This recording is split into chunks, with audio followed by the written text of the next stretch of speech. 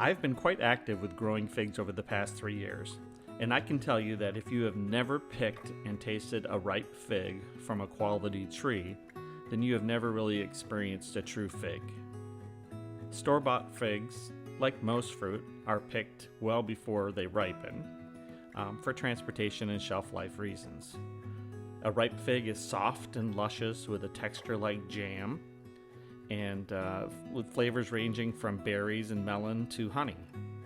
Figs can be eaten raw right off the tree, used in recipes like my baked figs with goat cheese and honey, or they can be dried for short or long-term storage. Come along with me today for a quick tour of my greenhouse and an introduction to my fig growing operation. Hi, it's November 2023 and welcome to my greenhouse. So I use my greenhouse to overwinter plants. I've got geraniums here, peppers. These two are cayenne peppers. Got a couple of bell peppers there. Some other miscellaneous flowers, some ivy that I'm just keeping over the winter. I've got a small rose here, and that's a Mad Hatter pepper. This is a friend's fig tree that I'm keeping for her, and that was I started that one last year and gave that to her as a gift. Then the lemon and lime tree that I'm started this year. I've got a bunch of little limes coming in here, Persian limes, and this is one of my peppers. This is a Helios habanero pepper, which is one of my favorites. And then here's the figs that I started last fall. So these are a year old, and started these as just little branches. As you can see over here, this is this year's. These are 16 that I've just started this year, and I've got 32 others that I started this year, just from cuttings from the big fig trees. So again, some more seeds that some more plants that I just started, and I'm overwintering here. My mother-in-law's flowers I'm keeping alive for her over the winter. And then out here is my main greenhouse area, and these are the older fig trees that are 2 to 3 years old. And I have about 25 different varieties. I've got over 100 plants. All my herbs I'm keeping over the winter, thyme and rosemary, several different sages, some oregano, mint, and these are artichokes that I started from seed this spring. And I've got about 8 of them indoors, and I've got about 6 planted outdoors to see if they're gonna survive the winter. So, lots of different figs here. These are, there's a lot of fruit on them. I'm not sure whether or not they're gonna ripen or not. They like a lot of heat to get really sweet. Some of them will definitely ripen, but some of them will also not be worth eating. And over here in the corner, I've got my ginger. I've had these gingers growing for 3 years now, and I harvest them all every winter, and then start them afresh with some of the pieces of the ginger from the previous year. So that's what I've got going on inside the greenhouse. So this is the other 32 fig trees that I started from this year, and those are just cuttings off of my big fig trees. So if we go out here to the greenhouse, you can see these big fig trees. So, and I've already trimmed all of these up. We're gonna actually go outside and trim some of my outdoor figs shortly. But to take a cutting, all you do is go up to a plant like this, and you want the branches to be about the size of a pencil or larger, and you would just cut off a section like this. You'd want to have at least 3 or 4 nodes that'll go below ground and a few nodes that go above ground. Then you cut that, you put rooting compound on it, make a couple scrapes along the bottom here, rooting compound, and then cover the top with paraffin. I use a paraffin tape for that. And you can see that these are all wrapped with paraffin tape. You look up closely, and these are all varieties that that have worked out well for me, that ripen figs here in this northern climate of Maine. I do have to keep all of these indoor in the winter, at least, to overwinter them.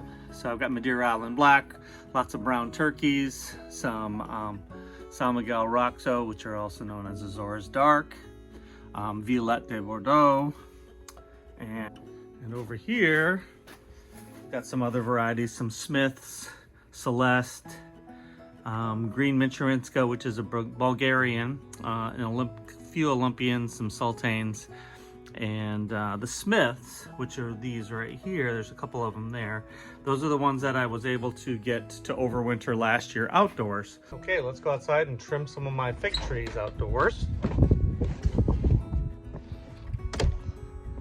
So this is my orchard here, and I've got blueberries and blackberries, grapes growing there,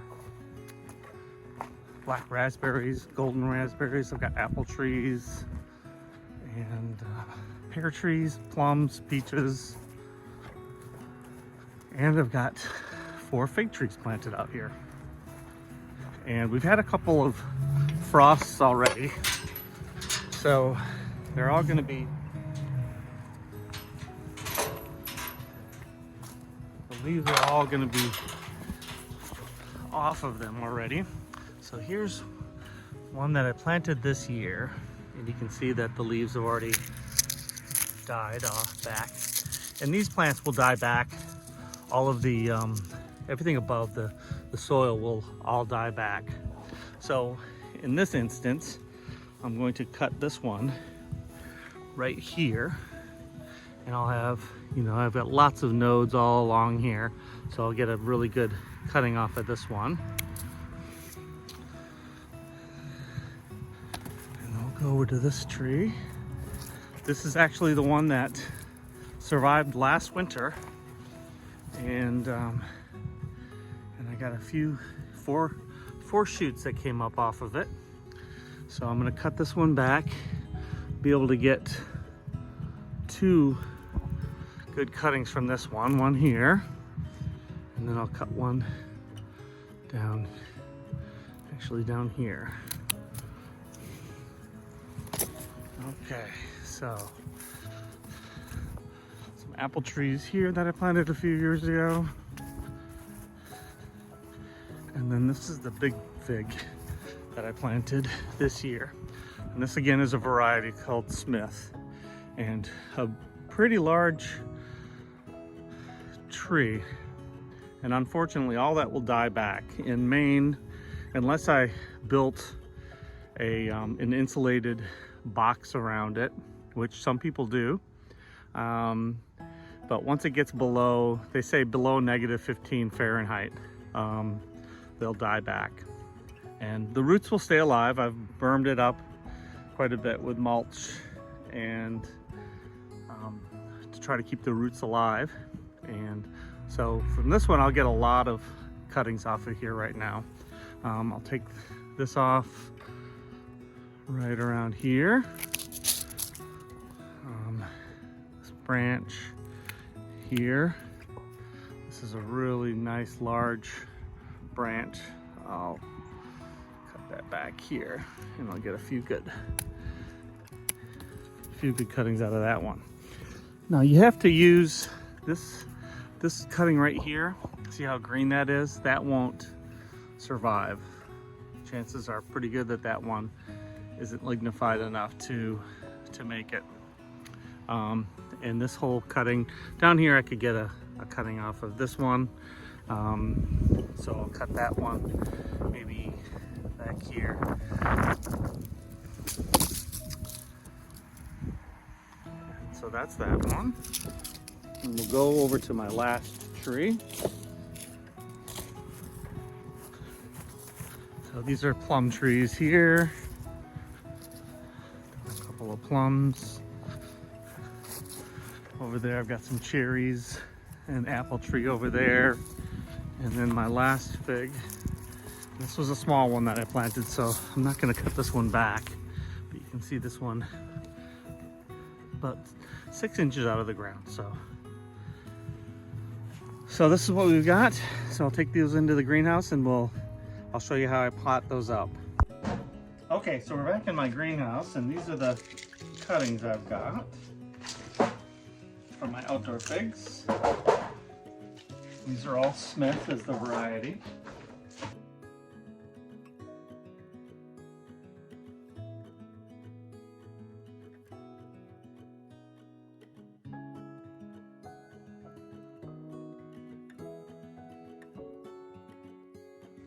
So I've got 1, 2, 3, 4, 5, 6, 7,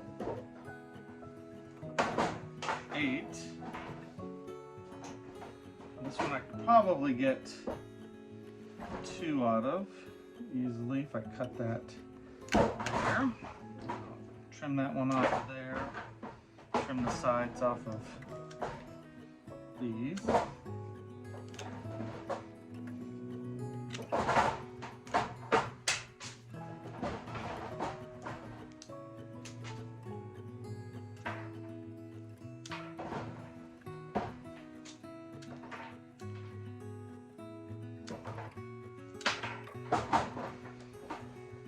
Okay, so that's what I'll end up with. I'll end up with 3, 4, 5, 6, 7, 8, 9 new plants out of from my 3 outdoor Smith figs.